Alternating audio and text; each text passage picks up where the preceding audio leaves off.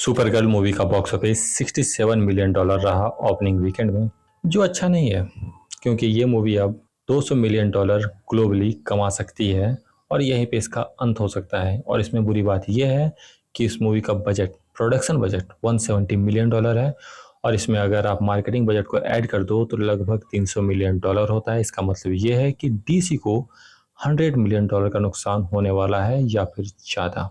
और इस मूवी का बॉक्स ऑफिस बता दें, द मार्वल्स और द फ्लैश से भी बुरा है, जो सुपर हीरो जेनर में अभी हाल फिलहाल में सबसे बड़ी फ्लॉप फिल्म साबित हुई थी। इवन शायद मॉर्बियस से भी बुरा है या मॉर्बियस के आसपास है, आई थिंक वैसा कुछ है।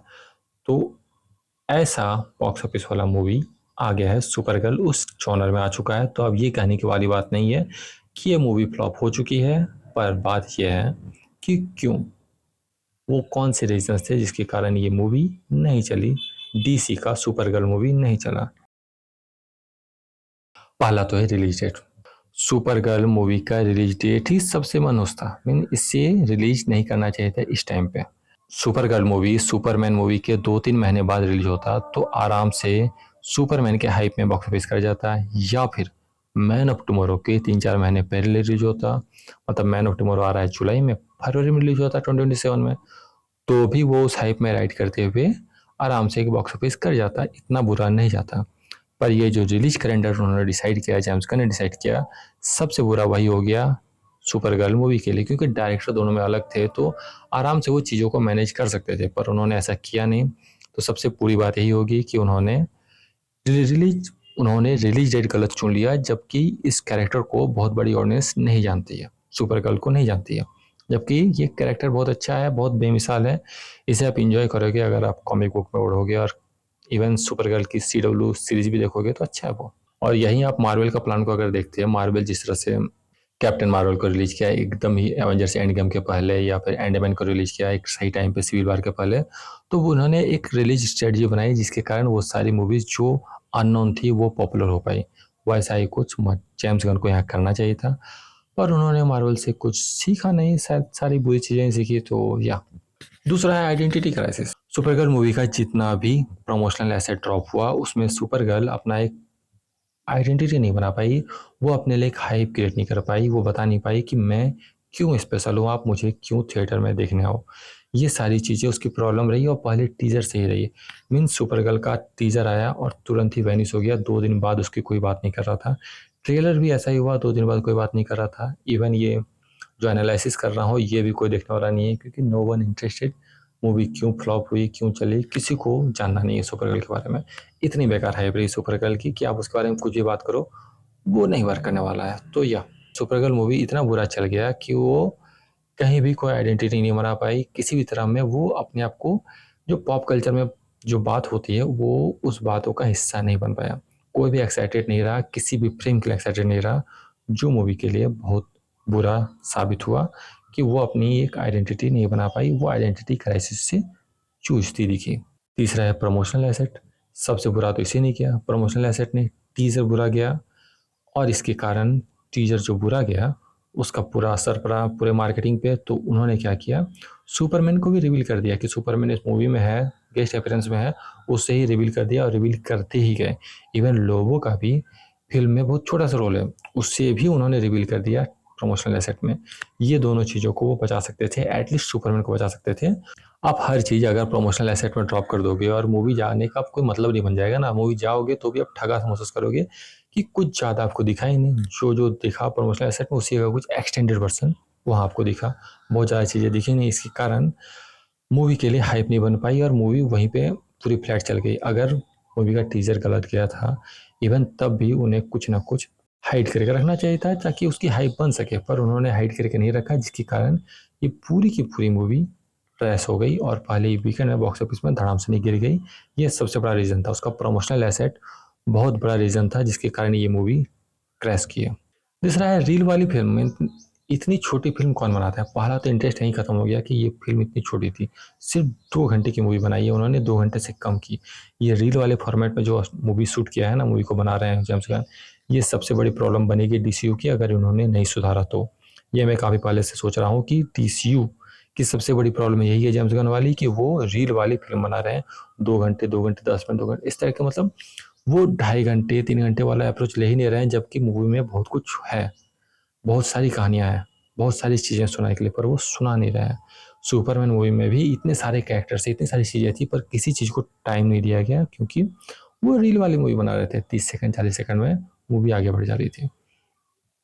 यही प्रॉब्लम सुपरगर्ल के साथ हुई। उसका जो एडेप्टेशन है जिस चीज़ का, वहाँ वो सही से उसे एडेप्ट नहीं कर पाई, क्योंकि उन्हें 2 घंटे की रील वाली मूवी बनानी थी। इसके अलावा बात करें एडेप्टेशन प्रॉब्लम की, तो हाँ, एक जो बुक है वोमेन ऑफ टुमारो, उसको लेकर लोग एक्साइटेड थे कि हाँ, वोमेन ऑफ टुमारो एक अच्छी बुक है। मैंने पढ़ी नहीं है, पर जो पढ़े थे वो एक्साइटेड थे कि वोमेन ऑफ टुमारो बहुत लेजेंडरी बुक है सुपरगर्ल पे, तो वो उसे अडेप्ट कर रहे हैं तो बहुत बेहतरीन मूवी बनेगी।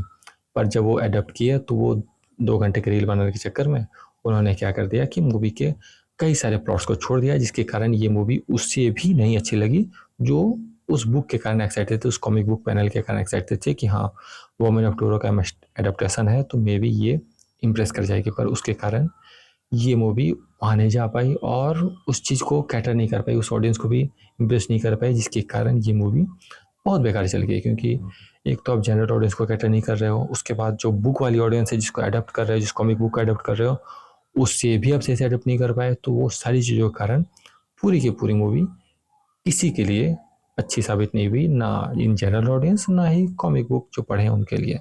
इवन बुक की स्टोरी को फॉलो किया उन्होंने, पर फिर भी बुक की स्टोरी को फॉलो करते हुए भी वो कई सारे स्टोरी लाइन को छोड़ते चले गए, जो काफ़ी लोग कह रहे हैं जिसके कारण ये मूवी क्रैश की, और ये बहुत बड़ा रीज़न हो सकता है इसके क्रैश होने का।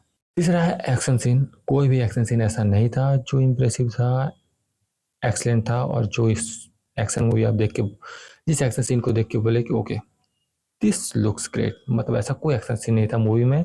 और ना मूवी में था तो वो ट्रेलर में और टीजर में कहाँ से दिखाते, क्योंकि ऐसा कोई इंप्रेसिव एक्शन सीन था ही नहीं। वो एक जो होता है ना, जो पावर लेवल दिखाने का तरीका होता है, जिस तरह से एक ऑरा फार्मिंग जो बोलते हैं आजकल, वो दिखाने का तरीका होता है, वो यहाँ कहीं था ही नहीं, जिसके कारण सुपरगर्ल मूवी अपना एक आइडेंटिटी एक्शन में भी नहीं बना पाई, जिसके कारण मूवी और ज़्यादा ट्रेसी लग रही है और इतना बेकार लग रही है। इवन ये मूवी कई मायनों में अच्छी जा सकती थी, मिली एर्को का परफॉर्मेंस अच्छा है, इवन जेसन मोमोआ भी एज ए लोबो बहुत अच्छे लग रहे हैं, पर मूवी अपनी आइडेंटिटी नहीं बना पाई, डायरेक्शन में प्रॉब्लम, एक्शन में प्रॉब्लम, वो सारी चीज़ें वो समझ नहीं पाए, वो इतनी सारी गैलेक्सी इतनी सारी चीज़ों को शो कैसे करेंगे, और यहीं पे मूवी क्रैश करती है, अपनी आइडेंटिटी क्राइसिस से जूझती है और मूवी कहीं जा नहीं पाती है। और सुपर गर्ल बहुत ज़्यादा नॉन कैरेक्टर है भी नहीं, इसके कारण भी मूवी सफ़र करती है, पर वो सारी चीज़ों को अलग किया जा सकता था अगर वो थोड़ा बेटर जाते, मूवी का प्रेजेंटेशन अच्छा होता, तो ये भी उतना बड़ा मैटर नहीं बनता। पर हाँ, कई सारी चीज़ें चल गई जिसके कारण सुपर गर्ल मूवी एक अच्छा बॉक्स ऑफिस नहीं कर पाई और मूवी का बॉक्स ऑफिस इतना ट्रैश रहा। अब देखना यह है कि जेम्स गन इस गलतियों से कितना सीखते हैं और इन गलतियों से सीखते हुए वो मैन ऑफ टुमारो में क्या चेंजेस करते हैं। अगर वो फिर से इतने सारे कैरेक्टर्स को ला के 2 घंटे की मूवी बनाने वाला है, तो मैन ऑफ टुमारो भी बहुत ज़्यादा लोगों को इम्प्रेस नहीं करने वाला है, इवन कितना भी हाइप जनरेट कर ले, वो फिर 500 मिलियन 600 मिलियन के रेंज में ही सिमट जाएगी। तो हाँ, उन्हें कैरेक्टर ज़्यादा इंट्रोड्यूस कर रहे हैं तो मूवी के लेंथ को भी बढ़ाओ। एक तरफ स्नाइडर थे जिनकी मूवी की लेंथ इतनी ज़्यादा होती थी कि उसे कट करना पड़ता था, एक तरफ जेम्स गन ने कि वो जो जनरल जो लेंथ होता है उससे भी छोटी मूवी बना के बेच रहे हैं। ये चीज़ें बहुत बुरी है, जेम्स गन को थोड़ा समझना होगा और समझना होगा कि मूवी को टाइम देना होगा। अगर वहाँ कोई मोमेंट है उसे बिल्ड होने का टाइम देना होगा। ये रील वाले फॉर्मेट में उन्हें मूवी नहीं बनाना होगा कि हर 10 मिनट या 15 मिनट में एक चीज़ से जंप करते हुए दूसरे इवेंट में जंप कर जाओ।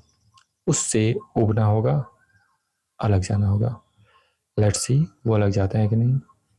आई होप वो अलग जाए, क्योंकि डीसी से अब यही उम्मीद है कि जेम्स गन कुछ सीखें, क्योंकि और कोई नहीं है जो फिक्स कर सकता है इन प्रॉब्लम्स को, वो जेम्स गन ही कर सकते हैं। और ये मत सोचो कि फिर स्नाइडर आएगा तो ठीक होगा, नहीं, फिर ऐसे ही इधर उधर जाते रह जाएगा, फिर डीसी कभी बन ही नहीं पाएगा। तो उम्मीद करो कि जेम्स गन कुछ सीखें और जेम्स गन ही कुछ बेहतर रिजल्ट के साथ आए, क्योंकि जो कुछ फिक्स हो सकता है वो उन्हीं से हो सकता है, नहीं तो DC might be dead again. अब फिर से चीज़ें वहीं पहुंच जाएगी जहां पहले थी। So hope for the best. और तुम्हें क्या लगता है क्या है डीसी की सबसे बड़ी प्रॉब्लम जो उन्हें फिक्स करनी चाहिए? आई थिंक वेब सीरीज जो प्रॉब्लम है कहीं और वीडियो में बात करेंगे।